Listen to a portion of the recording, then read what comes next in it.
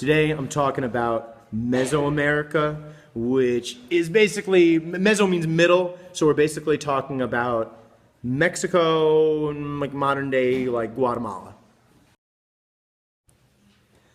But Mesoamerica, as we're defining it, means a little more than just Mexico and Guatemala. We're also talking about the places that were civilized before the arrival of the Spaniards. Before the Europeans, specifically the Spanish, come and create colonies, big empires dominated by Europeans in these areas, they had big flourishing civilizations that we're going to talk about right now.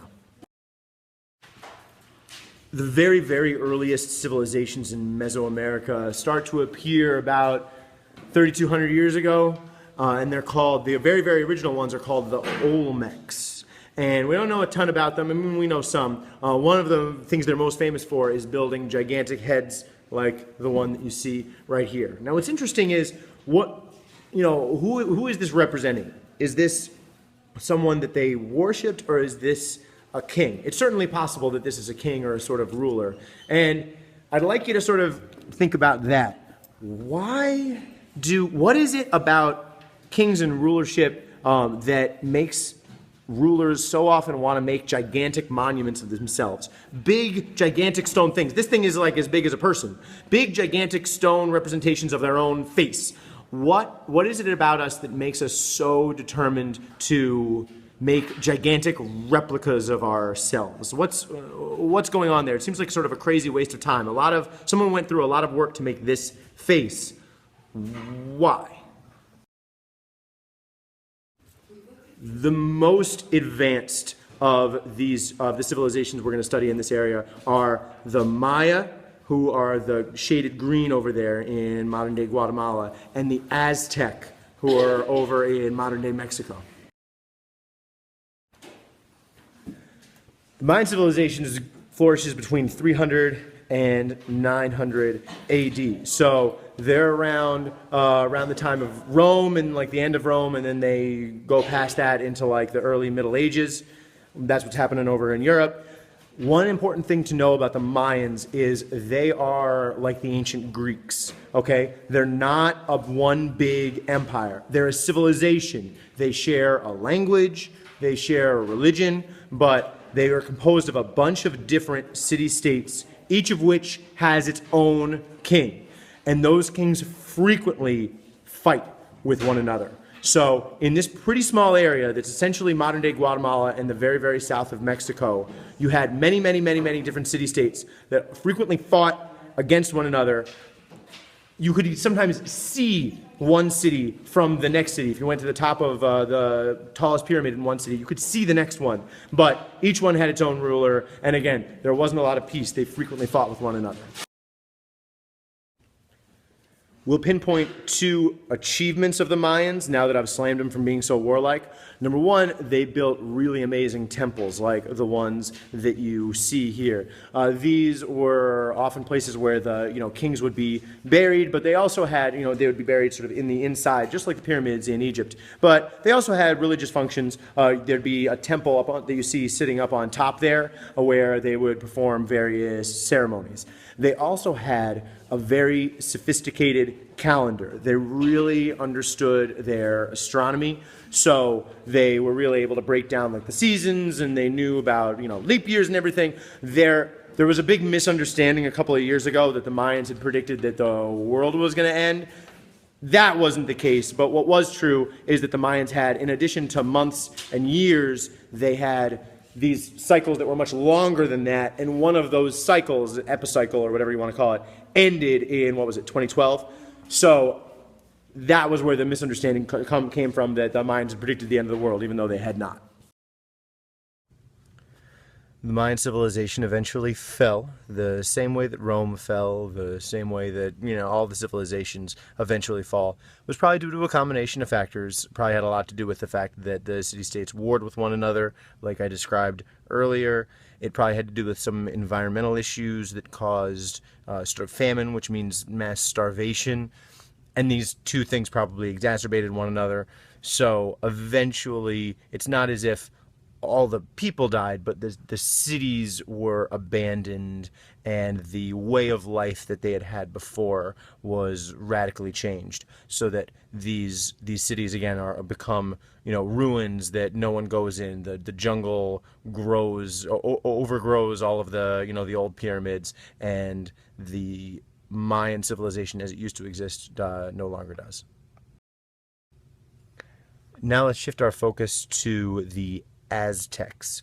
The Aztec people migrated into the Valley of Mexico roughly around the 12th century, and this picture over here is a picture of one of their legends. That legend was that these people were looking for a homeland, and that they knew they would find their home when they saw an eagle eating a snake on top of a cactus. And the legend was that they saw that and they knew, oh, here's where our home is going to be. And that was in Mexico, modern day Mexico City. The symbol is significant because on the center of the Mexican flag today, there is an eagle eating a snake on top of a cactus.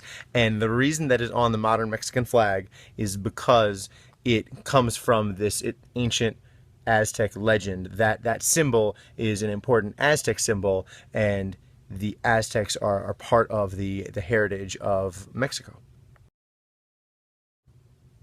The Aztecs had a very advanced society. They built grand temples and pyramids. They had very impressive roads. They were also very good at conquering. They expanded their influence to conquer all of the brightly colored areas that you see here. They're based in their capital, which is modern-day Mexico City, right over there. They called it Tenochtitlan, but it was like modern-day Mexico City. That's where they were based out of, but they were big empire builders. Again, they were very advanced, and they controlled a large area. And they needed to control those areas because in the religion that the Aztecs practiced, they believed that the sun was like a warrior god, and that the sun had to fight its way, across the sky every day, and that in order for the sun to do that, it needed sacrifices, specifically human sacrifices. So it was important for them to control a large area because they needed to sacrifice people. They needed to kill people every day in this ritualistic fashion, every day to ensure the continuation of the world, to make sure that the world didn't end. So they conquered a lot of places because they would get their sacrifices from the people that they conquered. So they were not that popular among the people that they had conquered. They were very powerful, but they weren't especially well loved, and that's going to matter a lot when these newcomers show up. And those newcomers are the Spanish. In 1492, Christopher Columbus, financed by the Spanish, he's a European explorer, sails across the Atlantic and figures out that there's land in between Europe and Asia. This was not known to Europeans prior to 1492. They thought that it was just Europe, Africa, Asia, and that was it. So the Europeans discover that there's big continents out there, and they start showing up because they want to, conquer and do all that stuff. The Spanish start showing up in the early 1500s into, arriving in the Aztec Empire, and very significantly, they bring with them diseases that were common in Europe, but that the Aztec and no one in North or South America in the whole Western Hemisphere had ever been exposed to before.